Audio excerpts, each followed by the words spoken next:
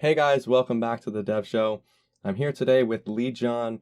Lee John is a pal of mine for over 4 years now. We go back 4 years ago, Toronto.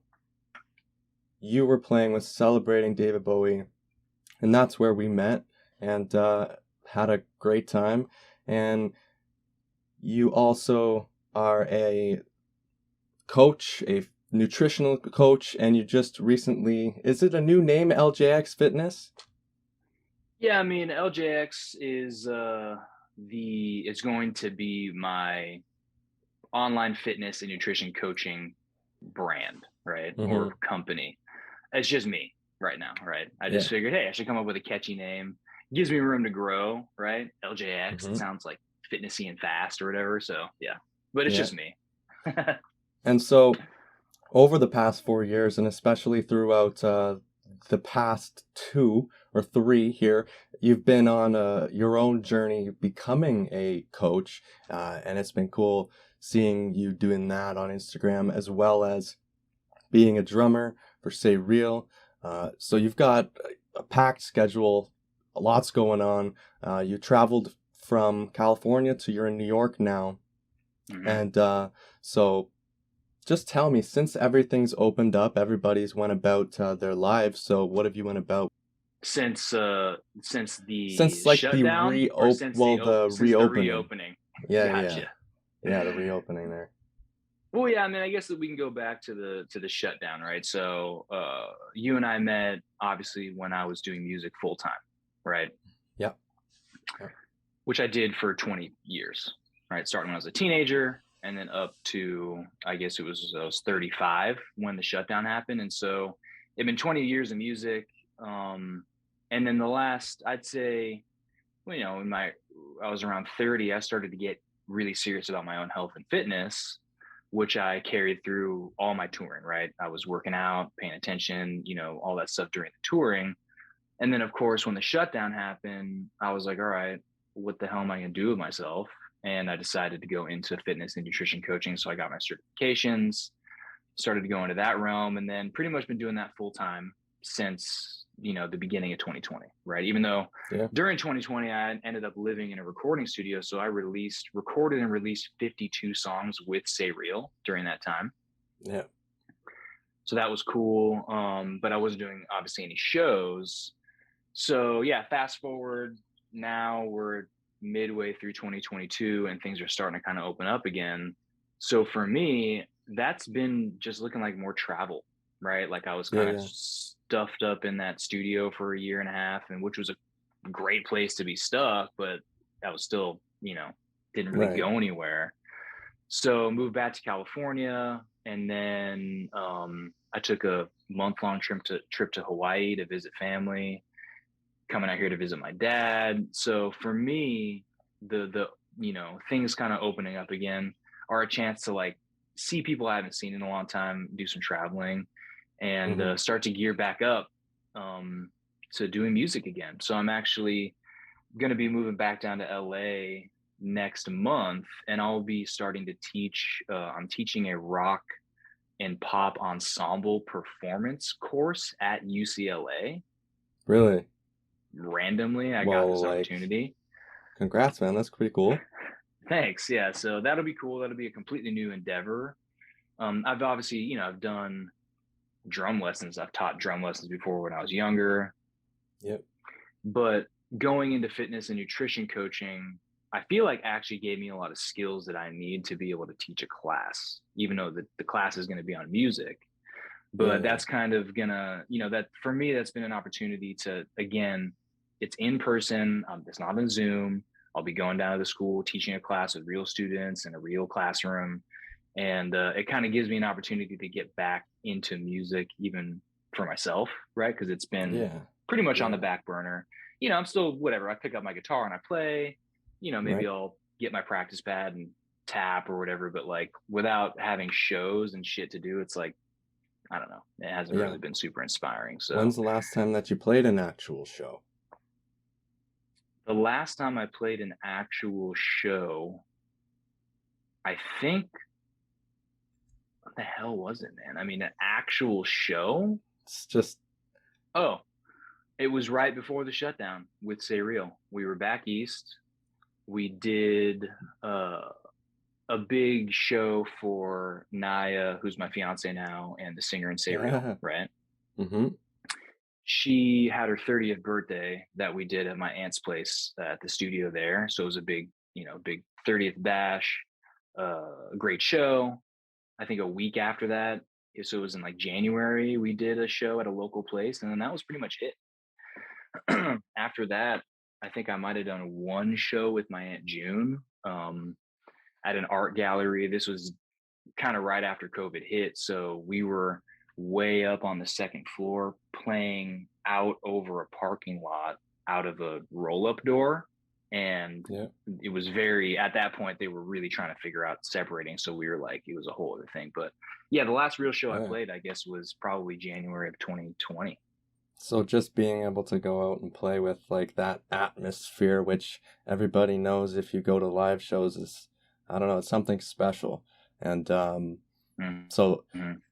again, like as always, if you ever end up coming up here to the Canada land, I'd love to see you always. And Yeah, I man. wanted to talk to you a little bit, see if you were open to talking about when you were younger, because I was just thinking when I was prepping for the interview and whatnot, and I was wondering what kind of childhood you had, if you were in, on the swing of things on the road, or if you lived more with mom, or I don't know. I'm interested. I'm intrigued. I want to know. So if you're open to talking about any of that, what would you have to Yeah. say? Yeah, totally. My childhood was, I think, a weird mixture of um, totally out there and rock and roll, and also very normal suburban, right? Yeah, Because I yeah, kind of had these two worlds. My mom, of course, she was playing in the band with my Aunt June, so I spent a lot of time at those rehearsals, going out. They were in the women's music scene, so I was, mhm, as a small child, going out to festivals and gigs, and I did some touring with them and stuff. Like I was in the van, and then I started to play in their band when I was like 12, right? But kind of up until that point, it was mostly I was just living in small town in California in Davis, pretty normal kid. Just I yeah, skated a lot, hung out with my friends, had a pretty normal school life and friend life and stuff like that. And then it was really when I became a teenager that I started to understand what my dad really did, right? Because he took a long break from the industry, right? When I was a young kid, he was in LA doing a lot, playing in bands, still touring a lot. But then at one point, he's like, I need to take a break, right? So he moved up to Lake Tahoe and just did the kind of outdoorsman, got a dog and started hiking and going yeah, swimming and shit. So that was a lot of my childhood. But then when he started working with David again, which was I guess 2000 or so, yeah, yeah, um, I was 16 at that point. So I'd been playing drums seriously for 3 or 4 years, right? With my own bands and my mom's band. yeah, yeah. And that was a big kind of dawning for me because I always knew my dad was a guitar player. I guess I knew who David Bowie was or whatever, just like any other 16-year-old kid at the time. But Yeah. then So he toured, 16 he and went, 2000? yeah, Okay. yeah. So I was born in 85. So Okay. 2000, 2001, I was like, Right on. 16, 15, 16. And that was the first time that I saw my dad actually perform within that context, right? It was I remember pretty Mm-hmm. clearly, I think I went out, maybe one of the first shows was the Roseland Ballroom in New York. And I remember being like, oh, that's, that's the real shit right there. That's really what my Right. dad does, right? And then that was kind of when I started to get more introduced to the bigger world of rock and roll, actually really being in a professional situation, right? And that's kind of, you know, how I grew up. It was a mixture of a lot of exposure to music as a young kid, pretty normal childhood, all that kind of stuff. I got interested in music myself. And then when I was a teenager is when it really started to hit for me, what So you were around my age when that started to take off for you seriously. hmm That's really cool. And that's something that I like to I like little neat things like that. So where was your mind? Where was your head at when that was all happening? Just ordinary teenager. You liked to skate. I like to skate actually a lot now with longboard. That's all we did all throughout COVID was skating. So I mean, skate or die. nice. But what was going through your mind? I just wanted to play. Just wanted to play, eh? Yeah. Yeah, that was How'd kind of the you how'd you biggest go thing. about that for the first time on your own? Well, I started playing drums really seriously. I guess I was maybe 12 or 13, right? Yeah. And then there was that turning point when my dad got back with David and Sterling Campbell, David's drummer at the time.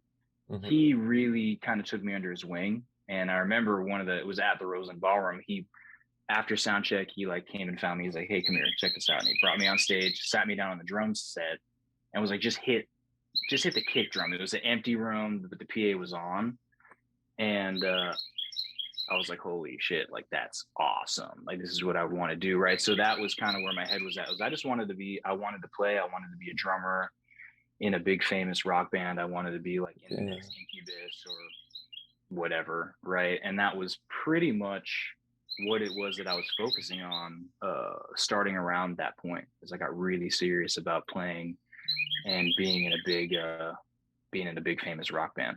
That was my goal. Yeah. Yeah. So you hit the drum and you hear it ring out on the speaker system and that's neat. That's pretty cool. Yeah. That's pretty Yeah. neat. And so you've went on to perform with your dad, and that's where we met was um, Town Ballroom. I don't freaking know. Danforth Music Hall in Toronto. Mhm.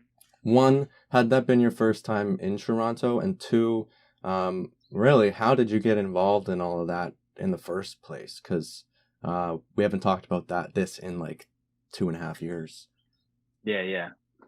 I think I went up to Canada when I was a really young kid with Hmm. my mom. I think they were doing some shows up there. So I went up there when I was really young. I think that trip with celebrating David Bowie was my first time returning to Canada as an adult, right? Hmm. And to be within that context was awesome. It was just, again, I just woke up and I was like, "Oh, I'm in Canada. Cool. Let's play the show." You know what I mean? It was like Yeah. that kind of thing. But in terms of how it is, I ended up playing drums for celebrating David Bowie and then a Bowie celebration, right? What it turned Yeah. into Yeah. with Hmm. Mikey. Yep. Again, that was Sterling, actually. Hmm. They had asked him to do it. I think, he's been really busy touring with the B-52s for a long time. So I think he wasn't available. And they were like, "Well, if you can't do it, who the hell can?" And Yeah. he's like, "You Yeah. should call Lee." Right. That's cool. It's kind of symmetrical to the way your dad. I mean, I know it's celebrating David Bowie, but you still were called in to celebrate Bowie, and that's really neat. It's like Yeah. parallel. So That's that was cool. cool. Yeah. And Cool. that was, you know, I felt uh, I felt very honored to be in that position, especially having grown up really kind of idolizing Sterling and his drumming and because he's unreal drummer. He's like Yeah. so solid. And I took a lot of how it is that I approach playing, especially within a live setting from Sterling. From watching him, I really started to understand some things about what it meant to be solid, right? So that was really a big honor. And then two, with my dad, I appreciated it because he's always been really careful about putting me in positions where it might be seen as like nepotism, right? Where like I'm on drums because I'm Slick Son. And it's like he had nothing to do Yeah. with me getting into that band, aside from Yeah. the fact that I'd already toured with him.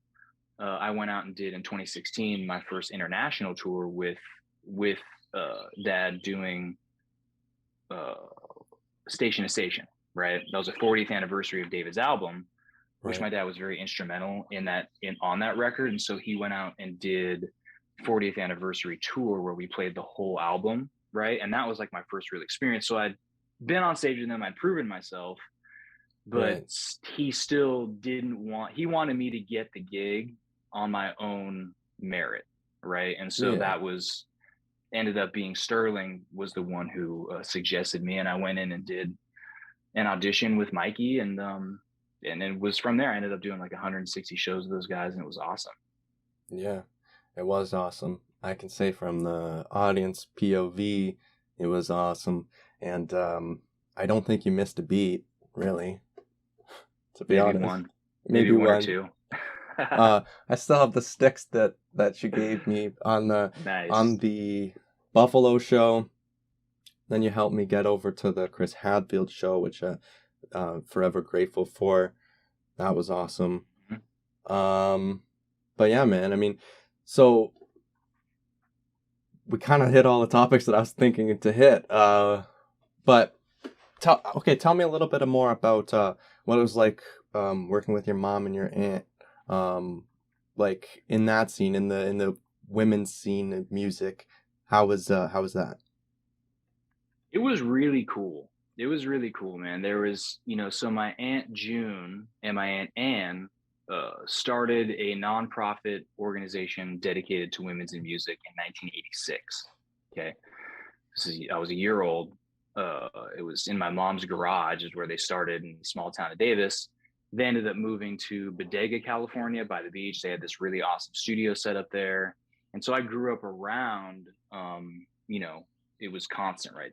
They'd throw shows there.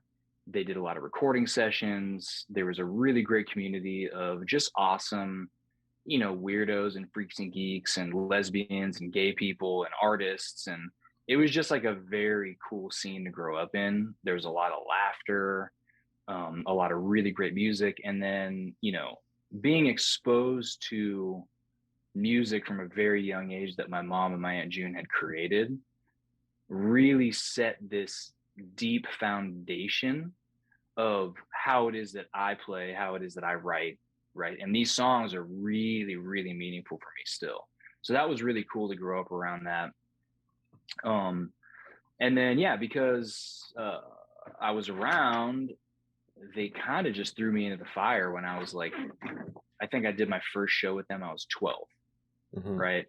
Yeah, yeah, And um, it was just cool, man. I was so freaking nervous. It was like we were doing like uh, kind of Motown covers and stuff for a New Year's party that I played for. yeah. So it was just like I was playing. It was like a room full of lesbians and like dykes and shit. And it was like super fun. So that was really cool, man. And then that, really kind of gave me the skills and the knowledge and the foundation to be able to then move on and to start doing this stuff on my own, right? Right. And you're getting to do that with your fiance. And again, I actually got to see you perform with Naya. Going forward, um, my first question, fitness, is it everything that you long for? Is it everything that it you wanted it to be? Do you enjoy it? I really enjoy it. I mean, aside from my own fitness and health, right, which to me is foundational to my life, enjoyment, right? Um, Moving into helping other people has been extremely fulfilling, right? And it's fulfilling in a way that music is not. Because I mean, of course, music, yes, yes, we're helping, right? We're Of providing course. meaningful experiences for people. I know what the power of music can be, so that's I take that also very seriously, and I feel honored to be in the position where I can create music that people, be the soundtrack of their life. Maybe they're going to get married to the song, whatever it might be, right? But when you go and there's someone who's really struggling with their health and fitness, who might be suffering from aches and pains and low energy and depression and all the stuff that comes along with being unfit, Right. when I can go in and not only prescribe a program, but also partner up with this person on their journey and be there to support them, um, that's really meaningful for me, man. When someone, after working with me for whether it's 4 months or 8 months or a year, Mm. comes to me and they said, man, this has completely changed my life. I feel so much better. My health is improved. My depression is gone. I feel more of a sense of purpose. I feel more connected to my family. I can play with my grandkids. I can play with my kids, like whatever it is that these health improvements provide. That's something that uh, affects someone's life in a more profound way than just like a song that they like, or Yeah. even going to a concert and having a great experience. This is like reaching into somebody's personal life and helping them with a transformation. And to me, that's been really fulfilling. Right on, man. That's awesome. And like, I gotta say, congrats, just because being able to find that is awesome. And I was down and out for a lot of COVID. Found fruit flies, man. Fruit flies. It's the thing with the warm weather. Can't leave Oh anything yeah. anywhere. Fruit flies. But I was down and out. Didn't know where I was gonna go with it. And now I kind of look at the show as a place for freaks and geeks. And anybody wants to express themselves any way that they want to. Um, and I'm glad that you're here, man. Glad that you're here. Yeah, me too, man. Absolutely. So for the future, for it's SayReal and music wise, this will be my last question. What's the future look like music wise? It's a great freaking question, bro. um, in terms of plans, right now, we are working on getting ourselves back to Southern California, right? Like I said, this teaching job at UCLA, where I'll be teaching music, gives me a reason and an anchor to get back down there, right? Hmm. And then once we're back down there, myself and Naya and Imani can start creating together again, right? And so moving forward, I would say end of this year, beginning of next year, reestablishing a place that we can all come together and play. We're probably going to start doing regular live streaming of concerts, Cool. right? Um, and then once we can kind of get into a groove, just get shake the cobwebs off, start playing again, we're going to be looking at, expanding into actual touring, right? Hmm. And that's kind of the goal. Like I said, we recorded and released 52 songs in 2020. Yeah. I was actually looking through your singles and I'm just like, oh, it just keeps going. It just keeps going, dude. It's crazy how much we did. And that's on top of uh, the first 8-song EP, the second full length, and then right. So now we have something like, I don't know, 80 songs or something or plus that are already Yeah. released. And so the goal for us with that is to get people to actually hear these, right? Because we're so busy recording and releasing that promo and all that stuff just took a back seat. And so yeah, with SayReal, it's all about getting back into the swing, doing live streams, getting people to listen to what we've already recorded, and then starting to go out and play live again.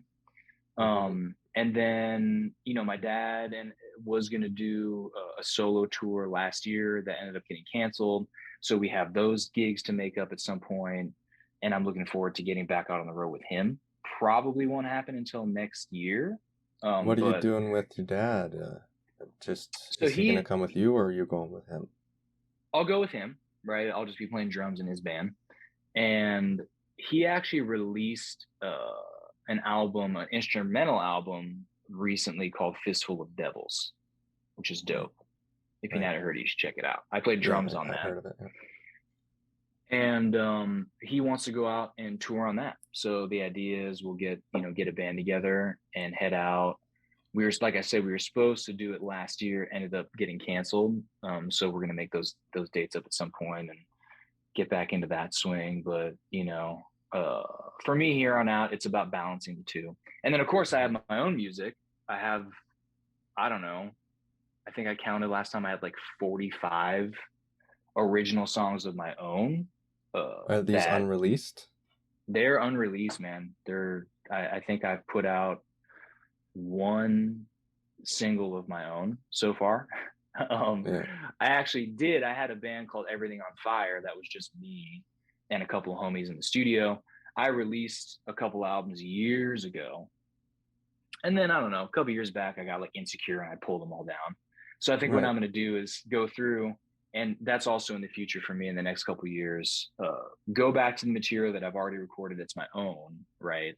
Revamp it, maybe recut vocals. I've gotten better, I hope, at trying to sing. So I'll get those out there and eventually start to release and play my own music in addition to SayReal, and then obviously continuing to balance out this online fitness and nutrition coaching as just part of what it is I do. So that's kind of the goal, is to set myself up so I've got the fitness and nutrition coaching and music, balancing those two things out, and be able to kind of carry that forward as and expand it into a long-term career. Yeah, man. Right on. It's awesome.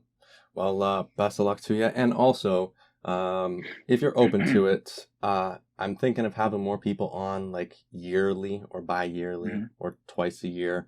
So if you want to come on once a year and just kind of catch up and that sort of thing, I'm trying to give the show a more regularity aspect to it where we can touch on what's new with you, but also on like start to touch on like different topics or different, like maybe say next year we touch on wherever you're at, but I also would maybe we touch on more of the finances of uh, what you do with fitness or clientele Mhm. or the businessy aspect of it, whatever it may be.